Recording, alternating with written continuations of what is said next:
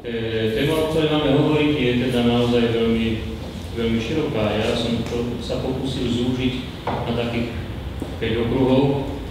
Možno, že nie sú práve tie najdôležitejšie, ale mne sa zdalo, že sú možno podstatné.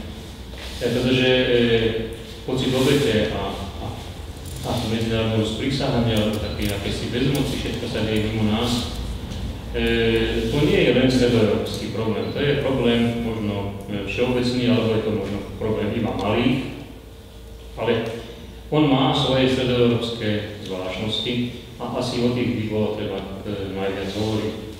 Tých 5 tém, poprosím tú štruktúru, ide o historické korene pocitu malosti a bezmocnosti v Strednej Európe.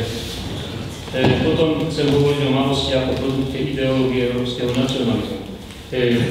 Či chceme alebo nechceme, oni tie všetky témy, ktoré pani Nojda Vašáriová spomínala, tie 4 okruhy, oni navzájom súvisia, nemôžeme sa ani dnes celkom vyhnúť nacionalizmu, lebo bez toho nevysvetlíme mnohé veci. Tretí okruh je pocit obete, že je živná pôda skrytej a zjavnej agresivity a konfliktnosti. Štvrtý okruh som nazval, kto riadi naše osudy, ak to nie sme my, kto hýbe kolesom živým. A piaté, to vyzerá skôr ako klišé, ale ja sa pokúsim vás presvedčiť, že to nie je celkom klišé. Európa ako východisko a problém európskej identity. Takže k tomu prvému okruhu začal by som konštatovaním, že pocit malosti a bezmocnosti je akousi súčasťou stredoeurópskej identity, ak do Strednej Európy nerátame Nemecko. Nemecký problém je trošku iný. Vzniká to samozrejme otázka, či existuje niečo ako stredoeurópska identita. Identita stredoeurópana je samozrejme samou sebe problémom a ja tu v tomto prípade hovorím o identite ľudí v Strednej Európe a ako všetci vieme, identita je veľmi široký pojem, má niekoľko foriem, každý človek má niekoľko identít a od 19. storočia takou dominantnou identitou v tomto priestore, ale vlastne v celej Európe sa stáva identita národná. A tá je aj súčasťou identity stredoeurópskych národov. Ak v Strednej Európe majú národy pocit malosti a bezmocnosti, tak sa musíme pýtať prečo. Prečo tomu tak je historicky? Veď Habsburská monarchia, Rakúsko alebo neskôr Rakúsko-Uhorsko aj rozlohom, aj počtom obyvateľov patrilo k najväčším európskym štátom. Keď sa to pozerám z hľadiska mňa, ako povedzme nejakého občana alebo obyvateľa, skôr obyvateľa ako občana Habsburskej monarchie, štátu, ktorý je veľkým európskym štátom, štátu, ktorý všetci rešpektujú. Sice od napoleonských vojen tento štát bol veľký a všetkým rešpektovaný, ale už mal svoje vážne slabiny, ktoré zakrývalo niekedy taký les. Rakúsko prehralo s Napoleónom vlastne všetky dôležité vojny, ale nakoniec sa stalo víťazom. Víťazom nie je vlastných síl, ale pretože bol súčasťou protinapoleonskej koalície. Metternich usporiadal uviedli veľký kongres, ktorý si budeme na budúci rok pripomínať. A ten veľký les zakryl skutočnú slabosť monarchie, ktorá sa už tedy do určitej miery prejavovala. Ale napriek tomu, normálny bežný človek sa mohol cítiť občanom veľkej krajiny, významnej krajiny. Ale on ten pocit už nemal, lebo ho strácal. Ten pocit možno, že mal potom neskôr panovník, František Jozef, možno, že to má niektorí diplomati, ktorí vedeli, že tie diplomatické posty vo Viedni sú najviac cenené a najviac honorované, najlepšie platené. Ale bežní občania už to tak nevnímali. Odpoveď je vlastne, ešte poprosím ten starý slajd, že národy sa od 19. storočia už prestali identifikovať so štátom. Národná agitácia fungovala medzi národmi a tá bola intenzívnejšia, silnejšia ako lojalita k panovníkovi, ku korune. A vlast bola pre mnohých ľudí viac národným teritoriom ako ríšou, ako celkom. A národy a národnosti, ktoré žili v tejto monarchii, boli väčšinou malé, alebo to boli malé časti nejakých iných národov. A z toho vzniká akýsi pocit malosti. Ja len jeden citát, nechcem to veľa citátov, aby sme sa nezdržovali, ale ten citát si neodpustím. Je to citát Ľudových novín, ktoré priniesli na Silvestra roku 1900, teda na samom prahu 20. storočia článok, kde sa okrem iného hovorí toto. Veď rok po roku míňa sa. Minulo už polstoročia, tu sa myslí od slávnej revolúcie 48-49, a potechy pre nás Slovákov odnikia.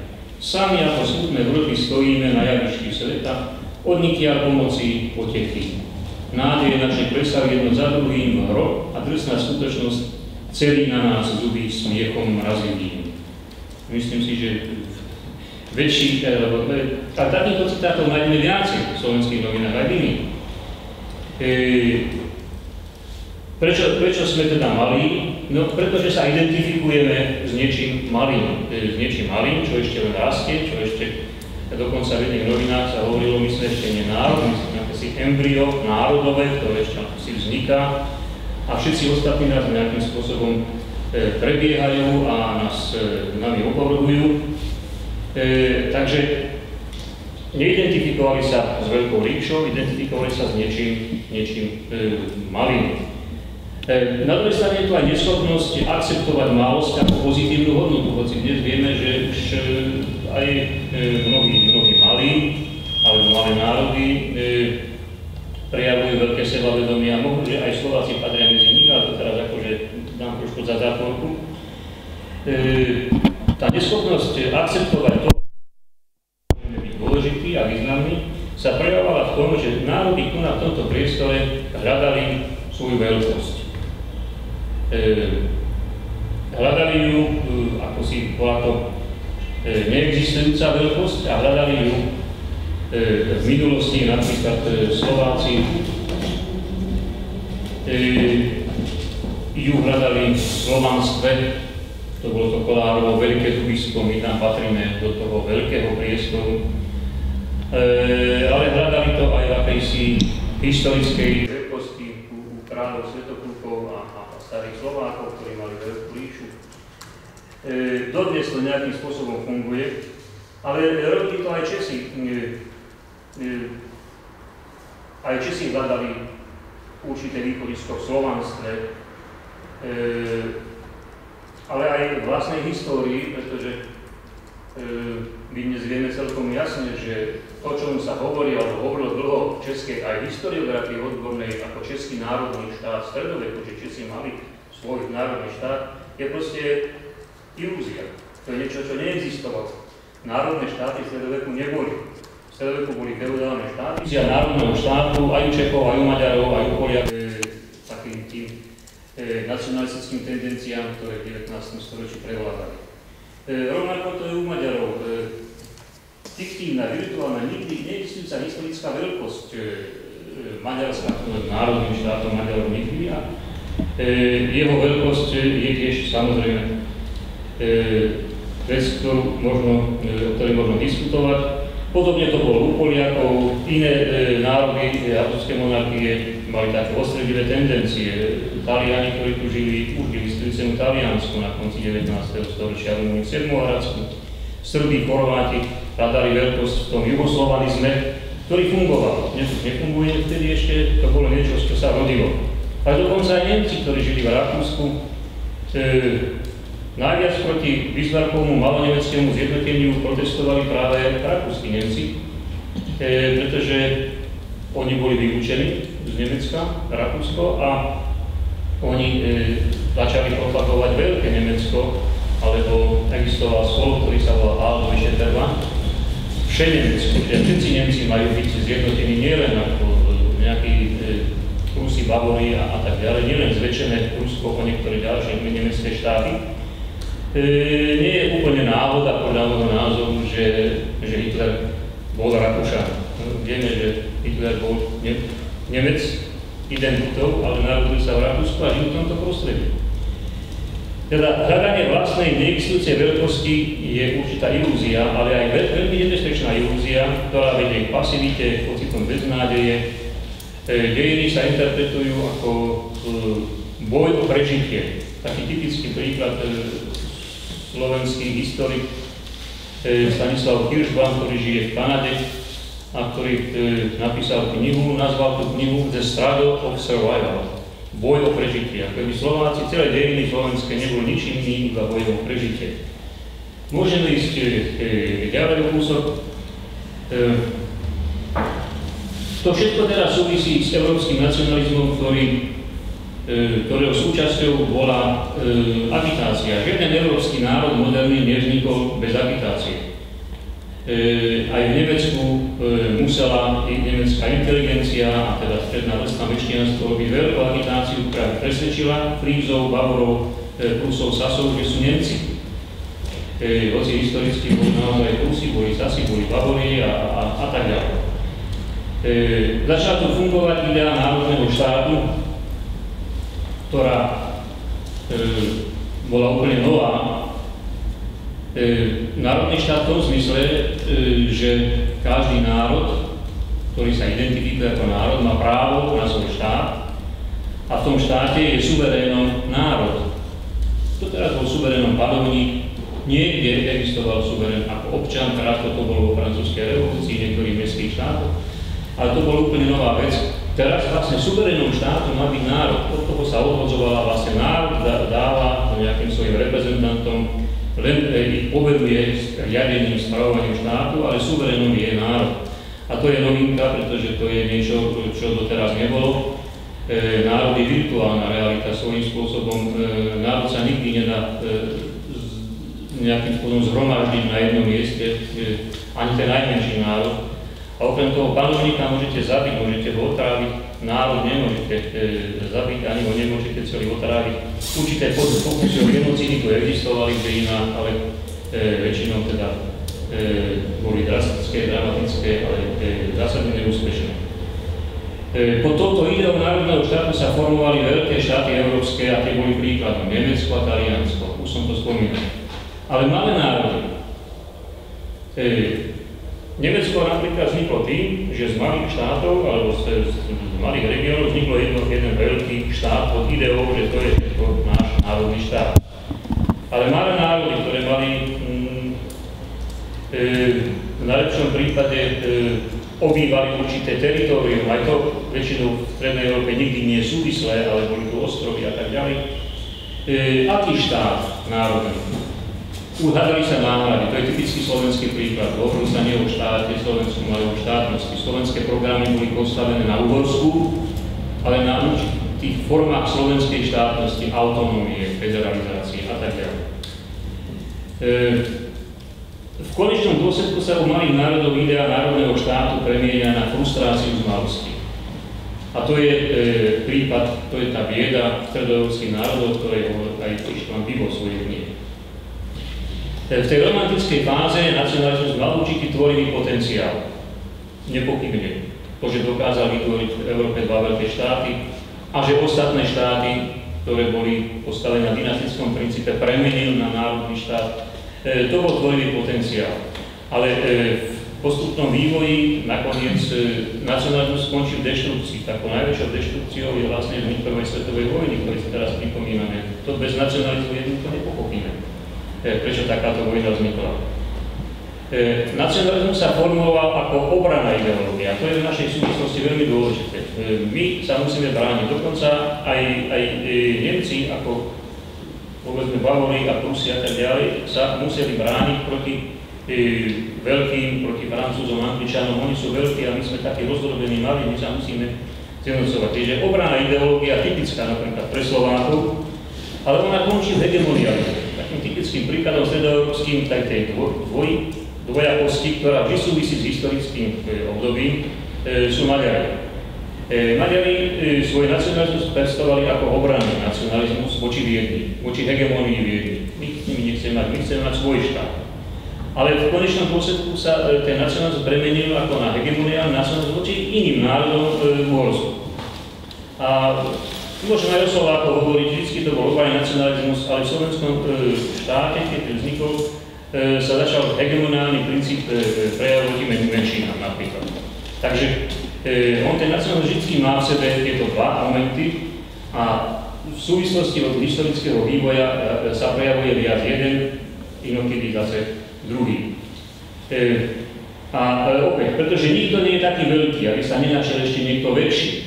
Nacionalizmus, ktorý je postavený na akejsi buď reálnej alebo virtuálnej veľkosti, vlastne prináša frustráciu malosti, neuspokojenosti, ideológie obete, ten známy viktimizmus, ukrivdených a dokonca v určitej fáze sa ten viktimizmus glorifikuje. Nie, že máme pocit malosti, ale tá malosť je niečo, čo je ideálne. Možno, že to nie je celkom presné, ale len tak pripomeniem, tá hymnická pieseň slovenská, to zapravdu hovorí, to nad krivdou biedných, slzu vyroní. Ono to sice je pekné, treba tých malých a slabých chrániť, ale ono je to určitá spôsobom glorifikácia malých, ukrivdených obetí a z tých obetí sa vlastne stávajú akýsi hrdinovia. Môžeme ísť na ďalší slajd. Pocit obete rodí vždy konflikt. Povedal som takú tézu, že nie je väčšieho konfliktu v súčasnom svete, ako je konflikt, v ktorom obe strany majú pocit obete a pocit krivdy. Typický konflikt tohto typu je izraelsko-palestínsky konflikt, ktorý nemusíme nejako dôkladne rozoberať, ale fakt je, že aj jedna, aj druhá strana má pocit obete, má pocit ohrozenia a pocit ukrivdenosti. A to je vec, ktorá sa skutočne veľmi ťažko dá riešiť. A všetky konflikty v Strednej Európe, národnostno-etnické konflikty, ako o nich chceme hovoriť, majú tento charakter. Všetci sa bránia, všetci sú obete niekoho, nejakého učiteľa, utláčateľa, niekto nás stále ohrozuje, niekto nás chce pripraviť o kúsok našej rodnej zeme a tak ďalej. Tu by som chcel povedať týmto obetiam a k tomu, tej akejsi glorifikácii slavy, že ono to súvisí aj s vnímaním historického procesu. Ako vnímame historický proces? My sa vždy musíme pýtať a stále narážame na diskusie o zmysle dejín. Majú dejiny zmysel? Majú v zmysle dejiny nejakého národa? A ak nie zmysel, majú nejakú tendenciu, smerujú niekam? V určitom zmysle možno povedať, že v globálnych dejinách ľudstva môžeme pozorovať niečo ako proces postupnej humanizácie ľudskej spoločnosti, od divočstva, barbarstva, kde vládne iba právo silnejšieho v akejsi kultivovanej spoločnosti, ktorá rešpektuje každú ľudskú bytosť a zasadzuje sa rovnako práva všetkých, aj slabších. Táto tendencia tu je, ale keď hovoríme o 20. storočí ako o storočí extrémov, tak zistujeme, že síce táto tendencia fungovala, presadzovala sa a možno, že na konci 20. storočia a 21. storočia máme pocit, že ona nejakým spôsobom funguje. Nesmieme zabúdať, že 20. storočie bolo storočím, ktorom sa divočstvo a barbarstvo v tej svojej pravej podobe, a to právo silnejšieho prejavilo možno, že najviac vôbec z doterajších dejinách ľudstva. Malo by to byť tá cesta, ktorú sa dejiny uberajú, by malo byť teda cesta od akejsi stálitosti. Ľudia žili ako stádo, ako rodina, krvdev, k nezávislému človeku, k individu, od závislosti na vodcoch, k rešpektovaniu autonómnosti individua. Možno, že niekoľko príkladov mám všeobecne známych, ako to funguje v ľudskej spoločnosti, že sme stále akési stádo a stále potrebujeme nejakého vodcu. Máme takých príkladov, hovorili sme, je to známy príklad potkaniara, ktorý píska na pišťalke a potkany proste za ním ťahnú. To je ten vodca, ten, ktorý okúzuje, za ktorým proste idú všetci, pretože mu nemôžu odolať. Dostojevský mal v svojom románe o bratoch Karamazovcoch krásnu jednu epizódu, ktorú napísal na napríklad samostatne, potom ju vsunul do románu. Je to legenda o veľkom inkvizítorovi. Z inkvizície v stredoveku európskom sa objaví veľký inkvizítor ako autorita. Na svet príde Kristus a inkvizítor ho samozrejme nechá upáliť, veľmi jednoducho, pretože Kristus symbolicky prináša slobodu. Inkvizítor nepotrebuje, aby ľudia boli slobodní, potrebuje, aby jemu verili, aby za ním išli, aby ho sledovali. Tento konflikt ľudskej slobody, individua a vodcu samozrejme je v dejinách stále prítomný do dnešných čias. Aj Nietzscheho koncept nad človeka je v tejto súvislosti.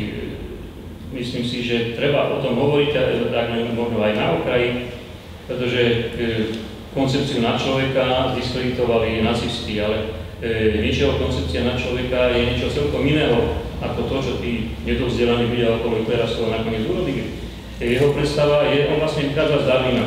Človek je bytosť, ktorá sa tiež vyvíja, nemôže zostať stále na jednom mieste. A ten vývoj by mali skutočne k tomu nad človeku, k tomu ako silnému individu, ktorý nie je závislý na vodcoch, ktorý je autonómna bytosť. To teda je vlastne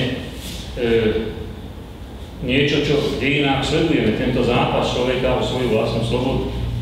Možno, že o tom je aj politický liberalizmus, ale mnohí liberáli o tom nevidia, no to je druhá otázka. Môže sa niekedy zdať, že glorifikácia obete a ideológia viktimizmu ako si zdanlivo korešponduje s týmto chápaním dejín. Ja by som chcel povedať, že tomu tak nie je, že to je naopak, je to v úplnom rozpore, pretože obeť v tomto tých kolektívnych identitách nie je jednotlivec, ale je to kolektív. Obeťou sa stáva kolektív, ktorý je obeťou iného kolektívu, to je ten problém my a tí druhí sú silnejší, to sú naši učitelia, naši utláčatelia. A ohrozený kolektív potrebuje vodcu, potrebuje inkvizítora, potrebuje potkania, potrebuje niekoho, za kým by mohol ísť a ktorému verí, že ho ubráni pred tým potenciálnym, či už reálnym, alebo vymysleným mučiteľom. Vodca a kolektívne vedomie obete vedú ku konfliktu s iným kolektívom. To je skoro zákonité. A konflikt prináša frustráciu, nenávisť, násilie, vojnu. A je to vlastne návrat do barbarstva, nie cesta k slobodnému človeku. Je to globálny problém, ale historické problémy v Strednej Európe dávajú svoje špecifika. Myslím si, že je to aj pre občanov stredoeurópskych krajín nejaký impuls. Neviem, či budeme schopní a kedy budeme schopní posudzovať, povedzme, politické strany a politikov podľa toho, či prinášajú nejaké humanistické posolstvo, alebo či žijú z toho, že oživujú staré historické konflikty. Že ich budeme posudzovať podľa toho, či oslovujú v spoločnosti ešte stále prítomný pocit kolektívnej obete, alebo sa usilujú o dorozumenie a o spoluprácu. Ďalším bodom je vlastne, kto riadi naše osudy. S pocitom obete a krivdy úzko súvisí historický fatalizmus, ktorý v našom priestore je dosť badateľný. Prejavuje sa ako občianská pasivita. Možno ako taký príklad, ktorý je najbližší: európske voľby, parlamentné voľby, prezidentské voľby. Prečo občania nejdú voliť? Pýtajú sa, na čo voliť? Poprvé hovoria preto, pretože je to jedno, kto tam je, kto riadi štát. Poprvé, všetci sú rovnakí humsú. A niektorí politici dokonca zámerne využívajú a pestujú takýto občiansky nihilizmus. Možno sa pamätáte na plagáty volebné, ako sa kradlo za Mečiara, tak sa kradlo za Durindu. Určitá relativizácia takýchto politických postojov, ktorá vlastne má viesť k tomu, dobre, ale som tu ja, to vás povedie a to vám ukáže cestu a to už kradnúť nebude. Čiže znovu to smeruje k akémusi novému vodcovi, ktorý má právo rozhodovať o osude všetkých občanov. Druhým takým bodom, o ktorom sa to všetko točí, je, že o našom osude aj tak nerozhodujú tí, ktorých volíme, ale úplne niekto iný. A toto je niečo, čo v našom priestore funguje. My síce volíme politikov, ale svet riadia úplne iné sily. Tento pocit akýsi fatalizmu a bezmocnosti je všeobecný, nájdeme ho všade vo svete. V našom priestore má ale svoje jasné historické korene, ktoré sú dané tým, že už v Uhorsku bola politika pánskym huncúctvom, rozhodovalo sa vždy niekde hore, tam. Ak to nebol pán Boh, tak to bol panovník, alebo teda v najlepšom prípade župan. Je to niekto konkrétny, vzdialený, mnou neovplyvniteľný. Ale potom sú to nejaké temné sily. Konkrétne v tomto našom priestore po krátkom období demokracie v Československej republike, to bolo tých 20 rokov života v demokracii. Ja stále hovorím o našich tradíciách demokratických, je niečo iného. Bojovať za demokraciu, alebo bojovať možno za ilúziu demokracie a žiť v demokracii. Toto sú dve rozdielne veci a dve rozdielne skúsenosti. V Československu to bolo 20 rokov medzivojnového obdobia, ani nie celý. Potom nastúpila totalita. A niektoré iné stredoeurópske krajiny neprešli ani takouto životnou skúsenosťou. Takže predstava, že sa rozhoduje niekde inde, je tu prítomná po niekoľko generácií. V totalite sa naozaj rozhodovalo niekde inde. To, že sme tých ľudí vedeli pomenovať, že oni sú v Prahe alebo sú v Moskve, to bolo možno, že ešte to lepšie. Ale samozrejme z toho potom vyplýva aj taká predstava, že svet riadi niekto iný. Sú to sionskí mudrci, sú to rozenkruciáni, sú to slobodomurári, vždy nejaké temné, podzemné, nadzemné sily. Konšpiračné teórie prekvítajú, keď sa pozriete na internet, tam toho nájdete. Náklonnosť veriť v existenciu akýchsi skrytých síl je veľmi rozšírená a ona je podporovaná aj takou obecnou ľudskou predstavou, vierou, že svet nemôže byť regulovaný jeho vlastnými autonómnymi silami a preto musí byť riadený nejakými silami vonkajšími. Toto je nám vlastné, na tomto sú postavené všetky náboženstvá. Chcel by som povedať, že stredoeurópska skúsenosť k tomu pridáva určité svoje špecifické historické skúsenosti, o ktorých možno, že ešte budeme hovoriť aj v diskusii trošku viacej. Bod číslo 5. Viete, to trošku vyzerá ako klišé. Európa ako východisko, to tak vyzerá, že Európa je východiskom pre všetko, Európa je naša záchrana, naša spása. To sa si myslím, ale že to východisko je. Východisko je v prvom rade postupnom formovaní občianskej spoločnosti a postupnej kultivácii spoločnosti na princípoch humanizmu a kultivácie spoločnosti aj v politickom slova zmysle. My sme, myslím, dosť málo politicky vzdelaní, ale nemusíme mať k tomu pocity menej-cennosti, pretože my nie sme schopní rozoznať niekedy politikov, identifikovať ich skutočné zámery od toho, čo hovoria, ale nie sme jediní na svete. Myslím si, že keď sa pozrieme na volebné výsledky do Spojených štátov amerických za éry Georgea Busha mladšieho, keď sa pozrieme do mnohých európskych krajín, tak vidíme, že tento problém je naozaj všeobecný. Ale myslím si, že problém stredoeurópskej frustrácie a viktimizmu a konfliktnosti v Strednej Európe je naozaj budovanie spoločného európskeho priestoru. Ja nehovorím o Európskej únii teraz, hovorím o európskom priestore a o európskej identite. Myslím si, že to sú dve rozdielne kategórie. Ide mi o identitu. My všetci vieme, že identita existuje v našich hlavách, v ľudských hlavách. Ona nie je objektívnym faktorom. Je to vec nášho vedomia. Ona vzniká v určitom sociálnom prostredí, samozrejme. Aj identita národná, aj identita opäť je len v našej hlave. Ak mám pocit, že som obeť, tak naozaj je to vec môjho vedomia. Ja môžem to obeťou byť, ale ani nemusím byť, ale mám tento pocit a to je dôležité, pretože to mi dáva právo na obranu. Právo na obranu to je niečo, čo čo pre tieto viktimistické identity je strašne dôležité. A v politickom slova zmysle stredoeurópska frustrácia a stredoeurópsky viktimizmus sa môže rozplynúť v európskom priestore a v európskej identite. Ak sa pod jedným stanom stretnú obeť a jej učiteľ, v určitom zmysle to mení situáciu. Konfliktná situácia je hlavne vtedy, ak obete sú na jednej strane a učiteľ je na strane inej. Učiteľ, myslím, v takom obraznom slova zmysle, nemusím nás ťahať na škripec, ale proste je to niečo, čo existuje v našich predstavách. Súčasná Európska únia je budovaná zhora, ako politická konštrukcia. To je rozdiel napríklad od toho, ako vzniklo Nemecko a Taliansko, to si znovu musíme historicky uvedomiť. Tam existovala nemecká identita a potom na základe tejto identity sa budoval jeden nemecký štát. My máme Európsku úniu ako politickú konštrukciu, ale nemáme európsku identitu, alebo ju máme strašne slabú. A to je ten problém.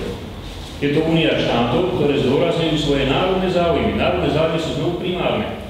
Spomeňme si na naše referendum o Európskej únii.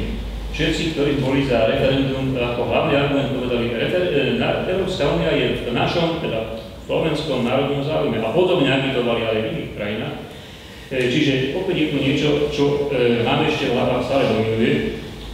A myslím si, že v tom je asi problém aj v budúcnosti Európskej únie. Ja si tvrdím povedať takú tézu, že bez európskej identity Európska únia nemôže trvalo a prospešne fungovať. Môžete o tom diskutovať, ale ja som o tom presvedčený. Je to teda problém európsky, ale je to aj problém stredoeurópsky. A tým by som skončil a ostatne som necháme na debatu. Ďakujem vám za to.